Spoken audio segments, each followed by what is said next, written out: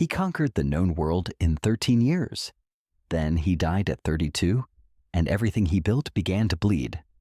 His generals stood over his bodies, still warm, and asked, "Who gets it all?"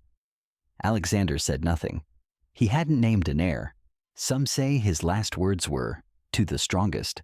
Others say he said nothing at all. What happened next was 40 years of war between men who had once been brothers in arms. Empires rose. Empires fell. Egypt became Greek. Greece became something new entirely. And in the chaos, a small city on the Tiber River was quietly watching and taking notes. This is the Hellenistic world, and it changed everything. When Alexander died in Babylon in 323 BCE, he left behind the largest empire the world had ever seen. Stretching from Greece to Egypt to the edges of India, he also left behind no clear successor. His wife Roxana was pregnant. His half-brother Aridaeus was mentally unfit to rule.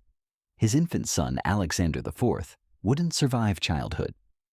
Into that vacuum stepped the Diadochi, the successors. These were Alexander's senior generals, men who had fought beside him for decades, who knew every battle tactic he had, who had watched him weep at Achilles' tomb and rage at the burning of Persepolis. They had one thing in common. They all believed they deserved what he'd left behind. The wars that followed would last for 40 years, and when they ended, the world would never look the same again. The first round of fighting broke out almost immediately. Perdiccas, Alexander's regent, tried to hold the empire together. He was assassinated within 2 years. Then came the real carve-up. Ptolemy seized Egypt, a rich, defensible country with natural borders and the wealth of the Nile. He was smart enough to grab Alexander's corpse on the way, diverting the funeral procession to Alexandria, because whoever controlled Alexander's body controlled his legacy. Antigonus the One-Eyed controlled most of Asia Minor and tried to reunite the whole empire under himself. He came closer than anyone. But at the Battle of Ipsus in 301 BCE, the other generals combined against him and cut him down. He died at 80, still fighting. Seleucus took the east, Persia, Mesopotamia, Syria, and founded the Seleucid Empire, the largest of the successor states by land area. Cassander got Macedonia and Greece. He had Alexander's wife Roxana and son Alexander IV quietly murdered, ending the bloodline. By 281 BCE, after decades of warfare, 3 major kingdoms had settled into place. And here is where history gets interesting. Because what they built wasn't Greek. It wasn't Persian. It was something new. Here is something that should feel strange. The Greeks who now ruled Egypt didn't try to replace Egyptian religion. They didn't tear down the temples. They didn't rename the gods. They built more temples, in the Egyptian style, to Egyptian gods. The Ptolemies wore the double crown of the pharaohs. They commissioned hieroglyphics carved in their honor. They called themselves sons of Ra. Why would a Greek dynasty do this? Why would the conquerors adopt the religion of the conquered? The answer tells us something profound about how the Hellenistic world actually worked, and it's not what most people expect. The Ptolemies were pragmatists. Egypt had been ruled by outsiders before. Hyksos, Nubians, Persians. What they had all discovered was the same thing. Egypt did not need to be changed. It needed to be fed, managed, and kept stable. Its priests needed to be respected. Its farmers needed the Nile floods to come on schedule. Its gods needed their offerings. Ptolemy I understood this immediately. He positioned himself not as a Greek king sitting on Egypt, but as a legitimate pharaoh in the ancient tradition. His family would rule Egypt for nearly 300 years, all the way to Cleopatra VII. Yes, that Cleopatra. And in that time, they would blend Greek and Egyptian culture into something extraordinary. Alexandria became the center of the known world. The Library of Alexandria's. You've heard of it. What you might not know is that the Ptolemies didn't just collect scrolls. They had a policy. Every ship that docked in Alexandria's harbor had its books confiscated, copied, and then returned. Sometimes they just kept the originals. The library eventually held an estimated 400,000 to 700,000 scrolls, the total recorded knowledge of the ancient Mediterranean. Eratosthenes calculated the circumference of the earth there. Euclid wrote the elements there. Archimedes studied there. The Ptolemies had built something that had never existed before, a state-funded institution dedicated entirely to human knowledge. And while Egypt flourished to the east, the Seleucid Empire was fighting a losing battle against the size of its own ambitions. The Seleucid Empire was enormous, and that was its fatal weakness.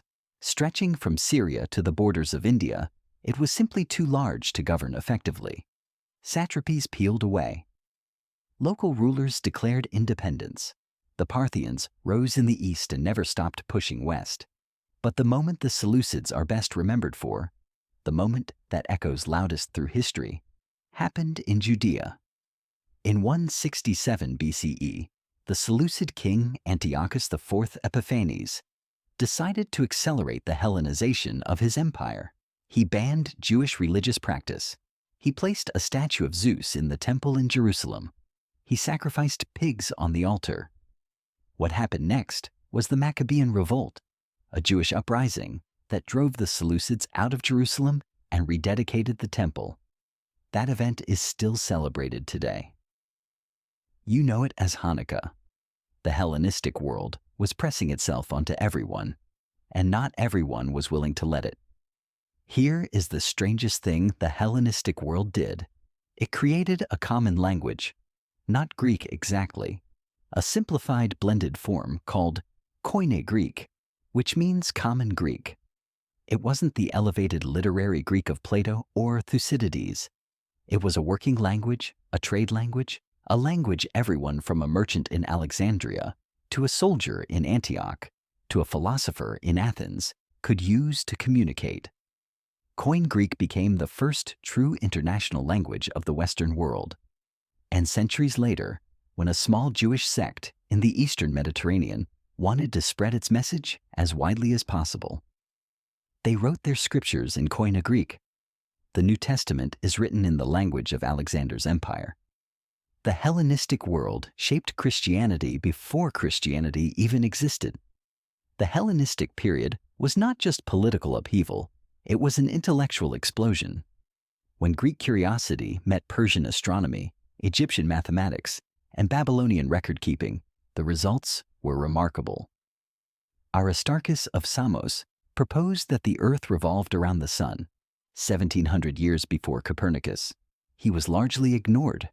Hipparchus catalogued over 800 stars and calculated the length of the year to within 6 minutes. Archimedes of Syracuse, who had studied in Alexandria, calculated pi, invented the principles of the lever and buoyancy, and designed war machines that held off the Roman navy for years. Eratosthenes didn't just calculate the Earth's circumference. He got it almost exactly right, using nothing but a stick, a shadow, and the angle of the sun between two Egyptian cities. These were not isolated geniuses. They were products of a world that had become, for the first time, genuinely interconnected, where ideas from a dozen civilizations could collide in a single library. While the Hellenistic kingdoms were fighting each other, trading with each other, building libraries and temples and fleets, Rome was watching, and Rome was learning. In 264 BCE, Rome was still a regional power, not yet master of Italy, certainly not a Mediterranean empire. The Hellenistic kings barely noticed it. By 146 BCE, Rome had destroyed Carthage and annexed Greece. By 30 BCE, it had swallowed Egypt whole. The question is, how did a city that the Hellenistic world considered a minor player become its heir? What did Rome see in the Hellenistic world that made it so powerful? And what did it steal? Because Rome didn't just conquer the Hellenistic world, it copied it. There is a line from the Roman poet Horace that every student of ancient history learns. Captive Greece took captive her savage conqueror. When Rome conquered the Greek world, The Greeks conquered Rome culturally. Roman aristocrats hired Greek tutors for their children. Roman temples copied Greek architecture. Roman gods were rebranded Greek gods. Jupiter was Zeus, Mars was Ares, Venus was Aphrodite. Roman literature modeled itself on Greek literature. Roman philosophy ran through Greek philosophy. The wealthy Roman elite became obsessed with Greek art, not just copying it, but looting it. Shiploads of Greek sculptures arrived in Rome. Generals competed to bring home the finest pieces. But Rome didn't just absorb Greek culture passively, it transformed it. Where Greek city-states had remained stubbornly local and competitive, Rome built something the Greeks had never managed: a unified, administered empire with roads, law, and citizenship that could stretch across continents. And that empire needed a single dominant language to hold it together. It chose Greek. The Hellenistic kingdoms did not fall all at once. They faded one by one. Macedonia fell to Rome in 168 BCE at the Battle of Pydna. The last Macedonian king, Perseus, was paraded through Rome in chains. The Seleucid Empire crumbled slowly. Parthia ate it from the east, Rome pressed from the west. Internal revolts tore it apart. By 63 BCE, Rome's general Pompey simply absorbed what remained. Egypt lasted longest. The Ptolemies survived by being useful to Rome, supplying grain, staying neutral in Roman civil wars, and occasionally sleeping with the right people. Cleopatra VII was the last of her line and one of the most politically brilliant rulers of the ancient world. She spoke 9 languages, the only Ptolemaic ruler who bothered to learn Egyptian. She aligned herself first with Julius Caesar, then with Mark Antony, trying to use Roman power to preserve Egyptian independence. It almost worked.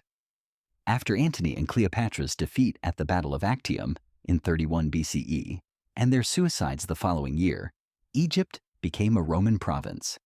The Hellenistic age was over, but it had already done something irreversible.